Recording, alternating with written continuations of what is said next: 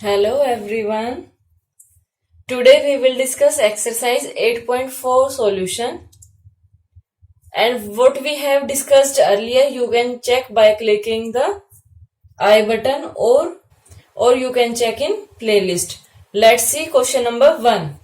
Ravish ordered a pizza and paid rupees 285 inclusive of taxes rupees 35. Find the tax percent. अब इसमें ये ध्यान रखिए 285 रुपीज इंक्लूसिव मीन्स इंक्लूड होके जो पे किया है उसमें 35 रुपीज टैक्स था और पे कितना किया है 285। आपको बताना है कि टैक्स की रेट क्या है। तो इसके लिए आप क्या फाइंड आउट करेंगे, सबसे पहले आप नोट करेंगे Ravish paid equal to rupees 285, tax equal to rupees 35।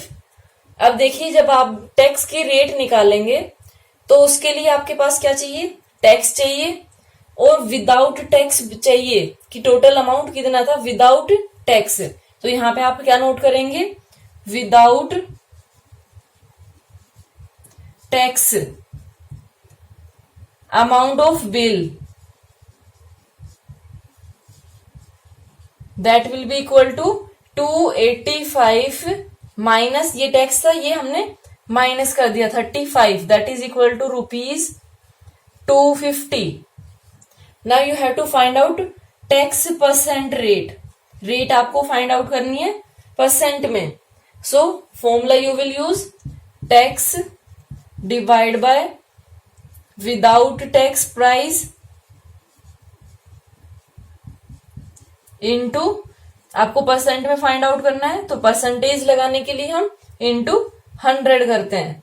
ये आपके पास क्या आएगा 35 डिवाइड बाय 250 इंटू 100, 25 वन जा एंड ये 25 फोर जा, 2 2 जा 2, 5 जा 5, 7 जा 7 2 जा 14%. So rate of tax is 14%.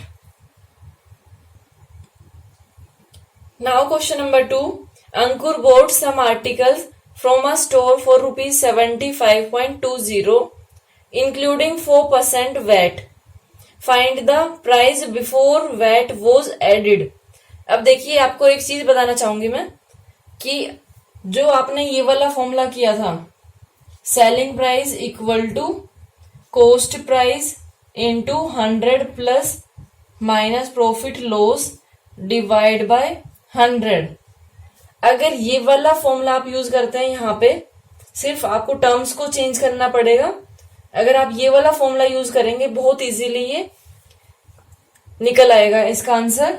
अब इसमें आपको क्या करना है, जो सेलिंग प्राइस है सेलिंग प्राइस को आप क्या लोगे, कॉस्ट आफ्टर वैट एडेड, इसको आप क्या लेंगे कॉस्ट आफ्टर वैट एडेड। और कॉस्ट प्राइस को आप क्या लोगे, कॉस्ट बिफोर वैट एडेड। ठीक है, ये क्या है कॉस्ट बिफोर वैट एडेड, बाकी एज इट इज रहेगा। यहाँ पे प्रॉफिट लॉस की जगह आप क्या लेंगे, यहाँ पे वैट लेंगे। और वैट देखिए हमेशा ऐड होती है, ये चीज ध्यान रखिए कि जो टैक्स होता है वो हमेशा ऐड होता है।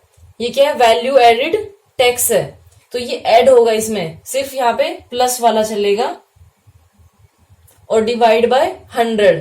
ये वाला फॉर्मूला आप यहाँ पे यूज करिए, इजीली क्वेश्चन का आंसर आएगा 100 प्लस वैट डिवाइड बाय 100। अब ये वाला हम यूज करते हैं इसके अंदर, देखिए कैसे आएगा फिर।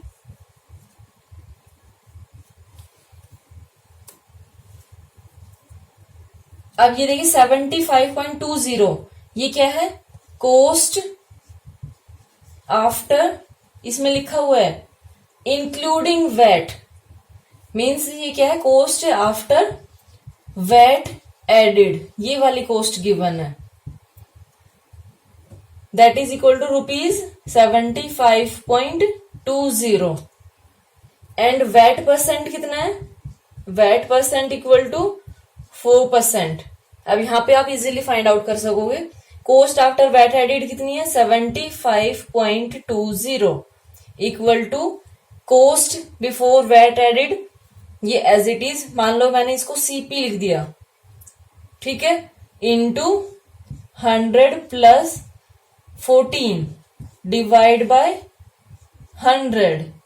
नाउ क्रॉस मल्टीप्लाई करिए, 75.20 into 100 equal to CP into 114। अब ये इसके साथ मल्टीप्लाई है 114, आप जब ट्रांसपोजिंग करेंगे तो ये आपके पास क्या आएगा 75 अब देखिए जब 100 से मल्टीप्लाई करेंगे तो ये आपके पास आएगा 7520 divide by 114 that is equal to cost before VAT added. जब आप इसको डिवाइड करेंगे तो ये आपके पास आंसर आएगा, सॉरी देखिए ये मिस्टेक होगी, ये 14 नहीं है 4 है ये, तो ये आपके पास कितना आएगा 104, यहां भी 104। जब आप इसको डिवाइड करेंगे तो ये आपके पास आंसर आएगा equal to ₹72.31। This is your answer. देखिए कितने इजीली ये आपके पास आ गया आंसर। आप इसको यूज कर सकते हैं, सिर्फ आपको माइंड में रखना है, ये जो टर्म्स है इनको आप अपने आप से चेंज कर सकते हैं, सिर्फ आपको जो मैंने पहले कॉस्ट प्राइस सेलिंग प्राइस वाला फॉर्मूला बताया था उससे आप इसको इजीली सोल्व कर पाओगे। Now question number 3, Rohan bought a mixer for ₹2000 and paid 5% sales tax on it. How much did he pay to shopkeeper? Question easy है, 2000 उसके ऊपर MRP है और वैट कितना दिया है, सेल्स टैक्स कितना दिया है 5%, और आपको फाइंड आउट करना है कि वो शॉपकीपर को कितना पे करेगा। तो इसको आप इजीली कौन से फॉर्मूले से फाइंड आउट कर सकते हो, सेलिंग प्राइस वाले से। देखिए Rohan bought mixer equal to ₹2000 and this is marked price, tax, tax कितना है 5%, cost that Rohan will pay that will be equal to, अब इसके लिए फॉर्मूला लगाएंगे सेलिंग प्राइस वाला, मीन्स ये कॉस्ट प्राइस या इसमें एमआरपी ले ले, यहां पे हम एमआरपी लेते हैं 100 प्लस टैक्स, ये सेल्स टैक्स है, divide by 100 that will be equal to 2000 into 105 divide by 100, 0 to 0 cancel, 2 5 जा 10, 2 1 जा 2, ये आपके पास कितना आ गया ₹2100। This is the amount Rohan will pay. Now question number 4, Minky purchased a fridge for ₹28,500 including VAT. If the marked price of the fridge is ₹26,000, find the rate of VAT.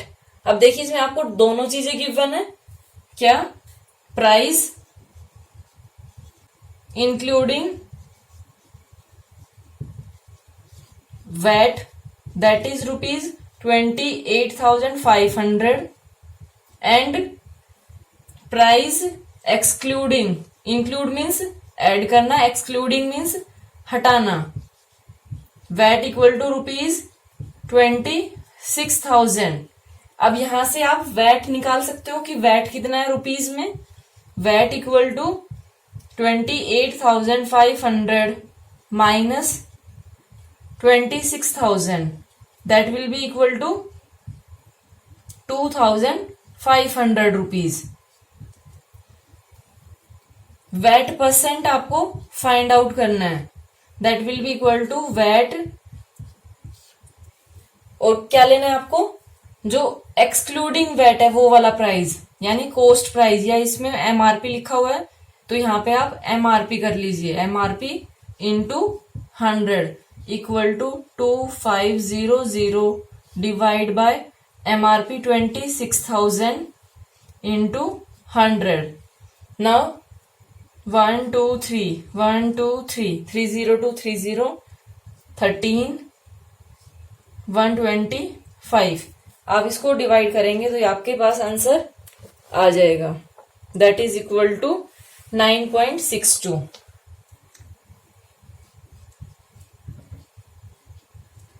This is your answer. This one is very simple question. Now next question. A TV set is purchased for rupees 4,000 and sold at a profit of 5%. If a customer pays sales tax at the rate of 4%, how much does the customer pay in all for the TV set? Marked price given है 4,000 rupees, और जो marked price 4,000 given है, 5% जो shopkeeper है वो अपना profit लेगा और 4% सेल्स टैक्स लेगा. आपको बताना है कि जो कस्टमर है वो टोटल कितना पे करेगा. सो देखिए, first we will find out profit 5%, कि प्रॉफिट के बाद कॉस्ट क्या होगी. तो इसमें देखिए MRP of TV equal to rupees 4,000 and profit percent कितना है, उसको प्रॉफिट चाहिए 5% का. तो after profit means selling price क्या होगा, MRP into 100 plus profit, that is 5% divide by 100, that will be equal to 4,000 into 105 into 100. जब आप इसको करेंगे ये आपके पास आएगा 4,200 रुपीज. ये प्राइस है, सेलिंग प्राइस होना चाहिए, लेकिन सेल्स टैक्स भी है. सेल्स टैक्स कितना है, दैट इज 4%. नाउ आपको फाइंड आउट करना है द कस्टमर पे इन ऑल, यानी कस्टमर कितना पे करेगा. तो कस्टमर पे इन ऑल इक्वल टू, अब जो कॉस्ट ये देखिए आपके पास कितने 4,200, इसके ऊपर आपको कितना निकालना है, 4% है. 4% को आप क्या लोगे, एज अ प्रॉफिट लोगे. ये इनटू है 100 प्लस 4 डिवाइड बाय 100. यहाँ पे ये 20220 ये कैंसिल करनी है, ये वाली नहीं करनी है.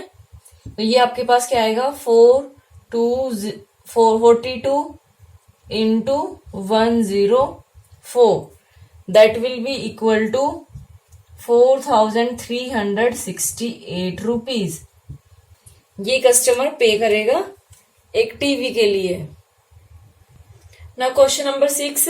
Sweta purchased a dozen shirts at the rate of rupees 700 each and sold them at a profit of 8%. If a customer is to pay sales tax at the rate of 5%, how much will one shirt cost to customer? What will be the total profit earned by Sweta after selling all shirts? अब देखिए 700 each, rate of one shirt कितनी है 700, और total shirt कितनी है dozen. Dozen means 12 shirt है. So first you will find out cost price of 12 shirt. Cost price of 12 shirts, that will be equal to 12 into 700 rupees 8,400. अब profit कितने का है, अब यहां पे करिए सेलिंग प्राइस ऑफ 12 शर्ट्स. अब यहां पे प्रॉफिट 8% है, प्रॉफिट 8%। तो सेलिंग प्राइस क्या होगा 8,400 इंटू 100 प्लस 8, प्रॉफिट 8% है तो 100 प्लस 8 डिवाइड बाय 100। ये 20 कैंसिल। जब आप इनको करेंगे तो ये आपके पास आएगा 84 into 108, that will be equal to 9,072 rupees. अब यहां से आप निकाल सकते हैं if a customer is to pay sales tax. Sales tax कितना है यहाँ पे 5%। अब सेल्स टैक्स को हम क्या लेते हैं एज अ प्रॉफिट लेते हैं। तो यहाँ पे अब आप निकालेंगे sales tax, cost after sales tax, that will be equal to 9,072 into 100 plus 5 divide by 100, that will be equal to 9,072 into 105 divided by 100. When you will solve this, you will get rupees 9,525.6. Now, how much will one shirt cost to customer? आपको cost कितने के लिए find out करनी है 1 shirt के लिए। तो 1 shirt cost will be equal to, ये कितने के लिए है ये 12 शर्ट की है। 1 shirt cost will be equal to 9525.6 divide by 12, that will be equal to rupees 793.8। This is cost of 1 shirt. What will be the total profit earned by Sweta after selling all shirts? जब वो सारी shirts को cell कर देगी तब आपको बताना है कि टोटल प्रॉफिट कितना हुआ। तो इसके लिए देखिए ये आफ्टर प्रॉफिट है, ये सेलिंग प्राइस और ये आपके पास कॉस्ट प्राइस था। तो यहां से आप माइनस करके निकाल सकते हैं।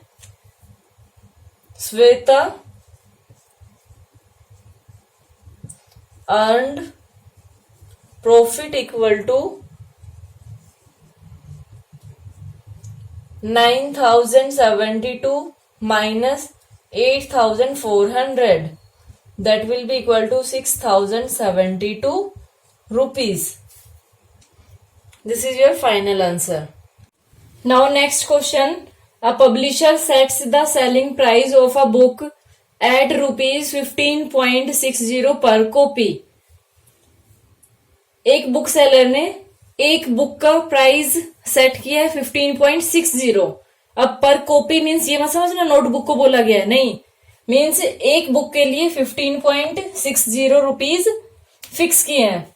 He pays royalty to the author as follows.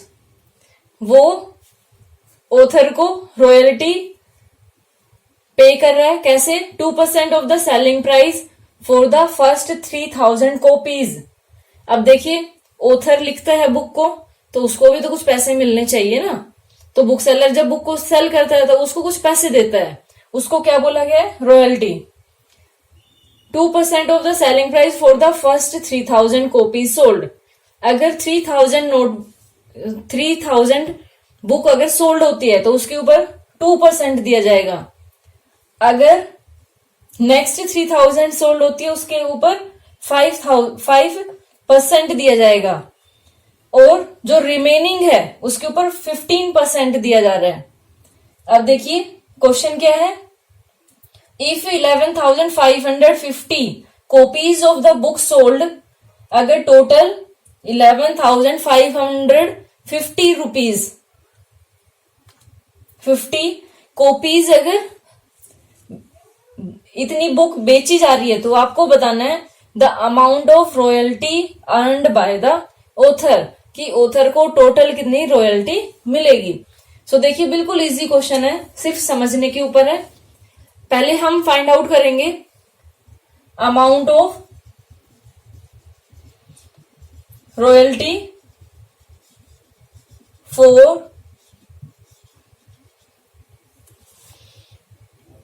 First 3000 books, उनके ऊपर कितना दिया जाएगा। अब आपको वही फॉर्मूला लगाना है सेलिंग प्राइस वाला। कॉस्ट प्राइस कितना है 15.60। ये 1 नोटबुक के लिए है। आपके पास कितनी नोटबुक है, फर्स्ट 3000 इंटू 3000 नोट करना है। देन कितने परसेंट है 2%। 2% के लिए क्या करोगे 100 प्लस 2 डिवाइड बाय 100। अब इसको कैंसिल करिए 15.60 इंटू 3000 इंटू 102 डिवाइड बाय 100। आप इनको जब कैंसिल करके मल्टीप्लाई करेंगे ये आपके पास आएगा 47,736 रुपीज, 47,736 रुपीज। ये है फर्स्ट 3000 के लिए। अब करते हैं अमाउंट ऑफ रॉयल्टी। अभी देखिए टोटल, अभी ये सेलिंग प्राइस है, ठीक है। यहाँ रॉयल्टी की जगह अभी सेलिंग प्राइस कर लो। सेलिंग प्राइस ऑफ ये फर्स्ट 3000 के लिए। फिर सेलिंग प्राइस फाइंड आउट करेंगे हम नेक्स्ट 3000 के लिए। इसमें सेम है 15600 इंटू 3000 इंटू, अब 100 प्लस कितना करना है आपको 100 प्लस 5, नेक्स्ट 3000 के लिए 5% है, divide by 100। So you will get 15.60 into 3000 into 105 divide by 100। 202 cancel. ये जब आप इनको करोगे कैलकुलेट तो ये आपके पास आएगा 49,140 रुपीज। नाउ नेक्स्ट, अब टोटल कितनी बुक्स थी ये 11,550। अब रिमेनिंग देखिए कितनी है। रिमेनिंग बुक्स कितनी है, इक्वल टू 11,550 माइनस ये टोटल कितनी होगी 3000 and 3000 6000, that is equal to 5,550। अब इसके लिए कितनी है 15%। इसके लिए रॉयल्टी कितनी है 15%। तो इसके लिए सेलिंग प्राइस कितना होगा 15.60 into 5,550 into 100 plus 15 divide by 100। The amount of tax paid, that will be equal to 1,80,180 into 100 plus 8 divided by 100. When you will calculate this, you will get 180,180 into 108 divided by 100.